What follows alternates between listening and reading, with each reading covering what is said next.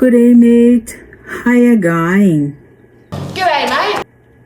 Aos 50, Austrália. Eu fui para a Austrália quando tinha quase 50 anos. Passei 6 anos lá. E depois que eu voltei, eu criei esse vlog que se chama Aos 50 Austrália. E nele eu trago quase que diariamente informações sobre a Austrália, como as coisas funcionam lá, algumas experiências que eu tive, algumas notícias, algumas curiosidades e muita coisa relacionada à Austrália e também ao inglês australiano.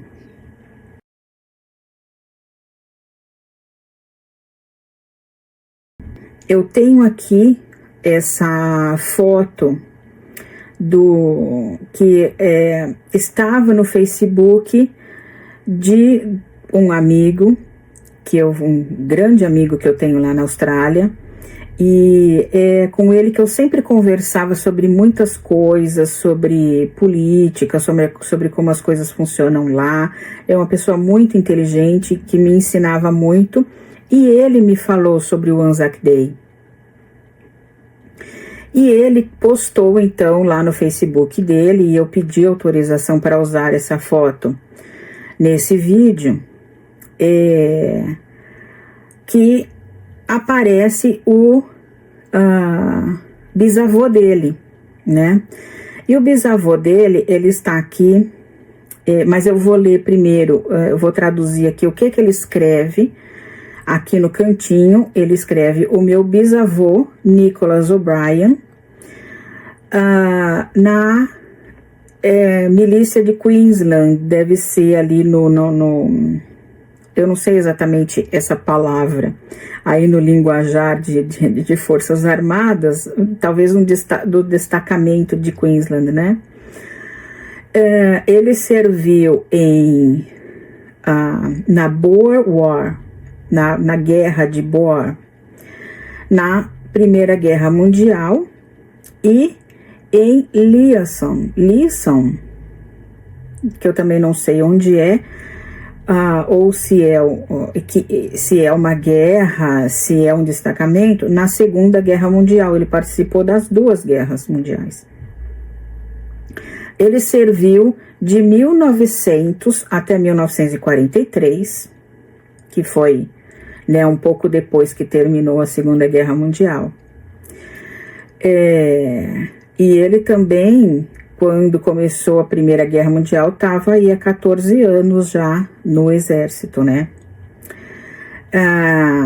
Ele também estava a cargo dos sinais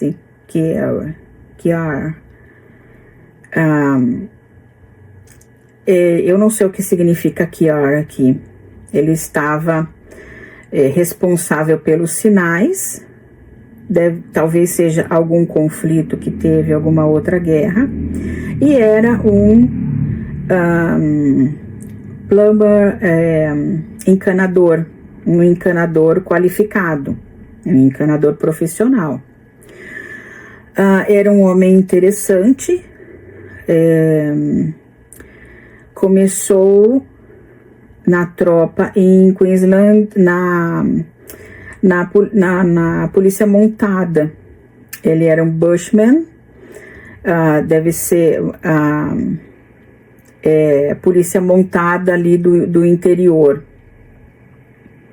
E depois ele se tornou capitão nas forças de Queensland. Light horse, deve ser montada, né, a cavalo.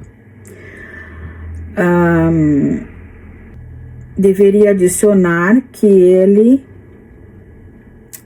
ele fala assim, eu deveria adicionar, mas ele está adicionando já, então eu devo adicionar que ele deve ser o oficial que está no uniforme escuro, que é esse aqui que está 3, 4, entre esses 3 do meio aqui da fileira que está sentado, ele é o de uniforme escuro, né? Ele está num dos cantos, que eu não sei aqui na tela em que lado que vai aparecer, mas ele está em um dos cantos desses 3 oficiais aqui no meio da fileira que está sentada. Ele é o de uniforme escuro. Ele terminou a sua carreira militar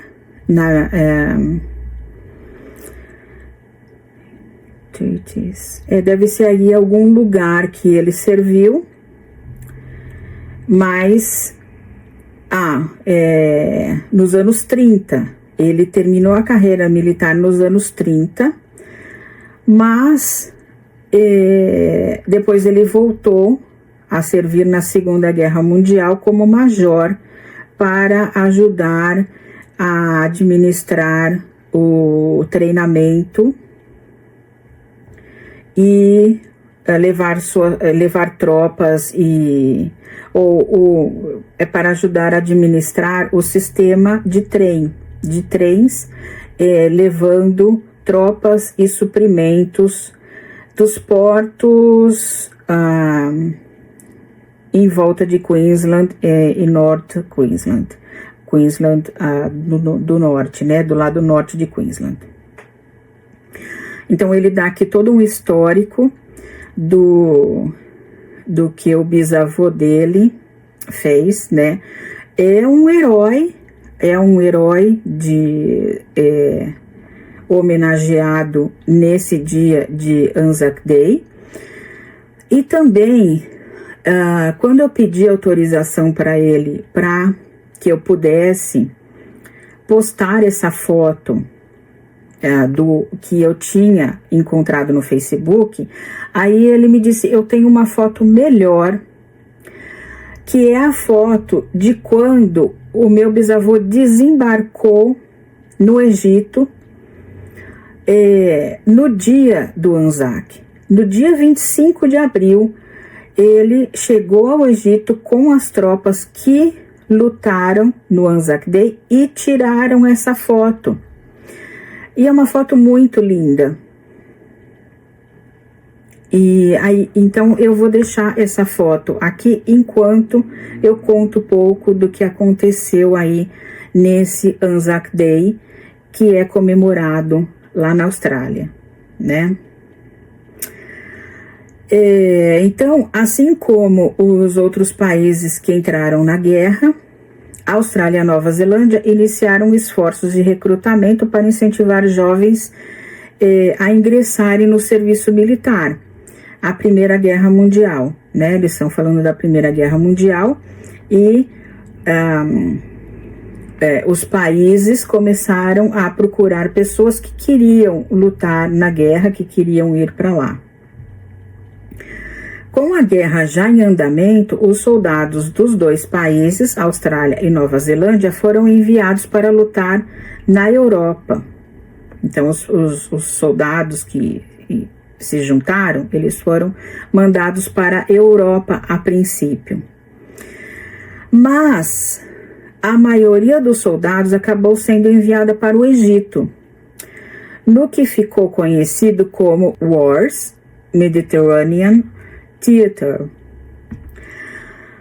A intenção original era enviá-los para a França, mas decidiu-se mantê-los na região durante o inverno de 1914 e 1915.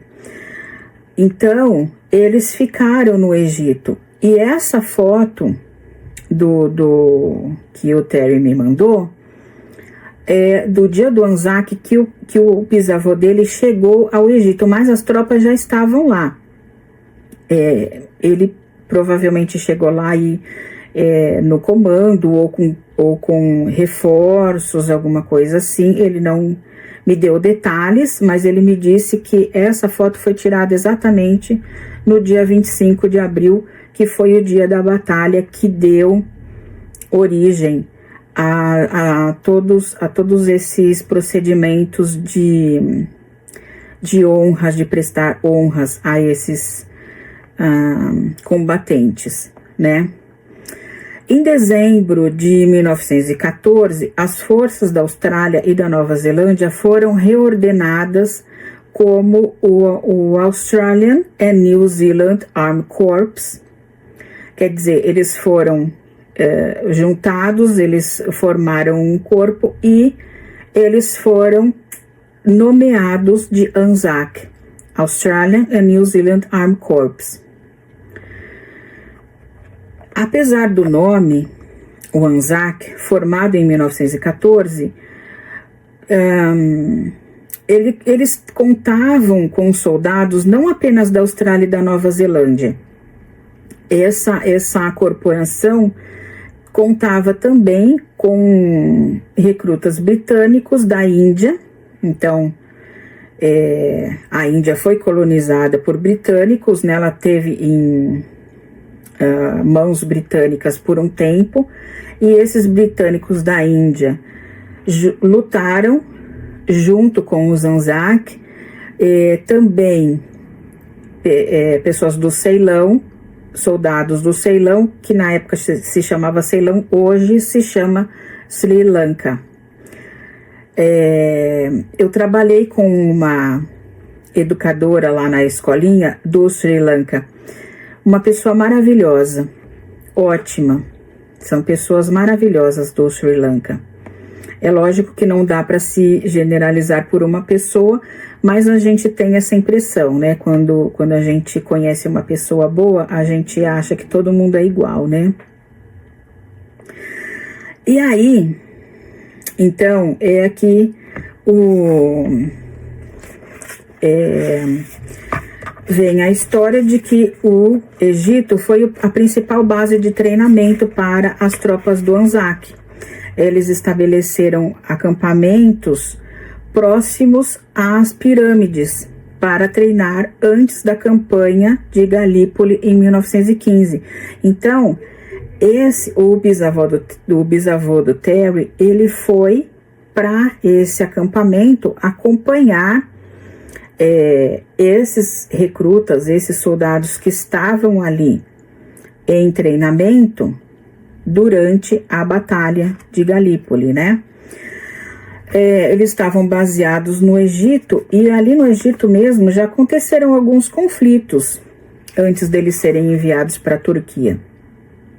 Essa Batalha de Galípoli, ela aconteceu na Turquia,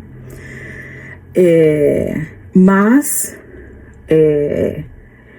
essa batalha, ela aconteceu no dia 25 de abril, e é por isso que se comemora nesse dia, porque essa batalha foi uma batalha sangrenta, morreram muitas pessoas, então se comemora e se tem respeito, se guarda essa data do dia 25 de abril.